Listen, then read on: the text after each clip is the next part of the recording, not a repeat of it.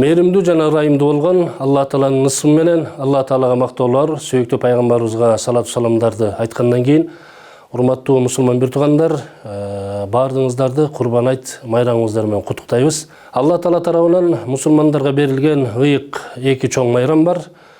Анын биринчиси ыйык Рамазан айындагы Ороз айт майрамы, ал эми экинчиси кирип келген Курбан айт майрамы.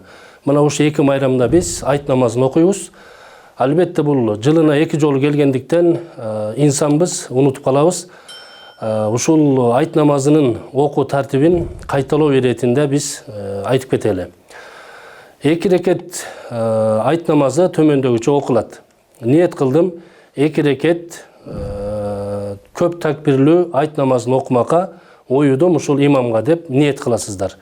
Ниет кылгандан кийин имам айт намазын баштайт. Бисмиллахир-рахманир-рахим ниет кылдым. Көп такбирлүү эки рекет Курбан айт намазын окутмакка калыс Аллах үчүн Аллаху акбар деп ниет кылып кол байлайт. Жамааттагы аркасынан имамды туурап, кол көтөрүп кол байлагандан кийин имам Субханакаллахумма ва бихамдик ва табаракасмук ва та'ала жаддук ва ла илаха гойрук деген дуаны айткандан кийин имам колдорун көтөрүп такбир айтат.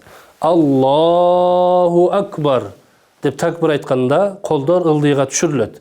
Кайра экинчи жолу Аллаху акбар, үчүнчү жолу Аллаху акбар деп имам кол байлайт. Ошондо сиздер дагы имамдын аркасынан кол байлайсыздар. Имам Фатиха сүрөсүн окуйт жана Зам сүрө окуйт.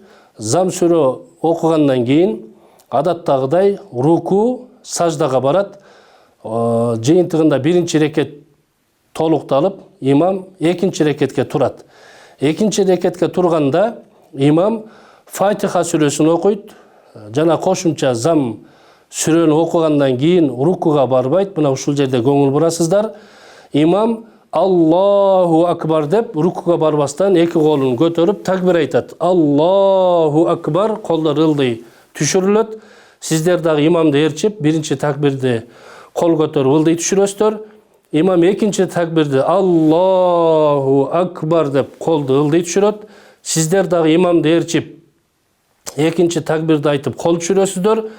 Үчүнчү такбирде Аллаху акбар деп үчүнчү такбирди айтат. Ал эми төртүнчү такбирде Аллаху акбар деп имам рукуга барат.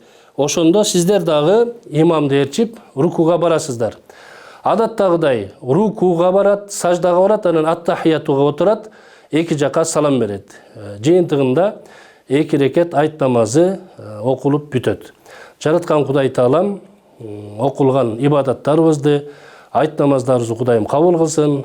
Жараткан Алла Таалага жакындоо иретинде Алланын ыраазылыгы үчүн Кудайдын жолунда курбандыкка чалынган курбандыктарыбызды жараткан Кудай Таалам өзү кабыл этсин. Заманыбыз тынч болсун. Алла Таалам баардыгыбыздын жүздөрүбүздү жарык, имандарыбызды бекем кылсын. Ассаламу алейкум ва рахматуллахи ва баракатух.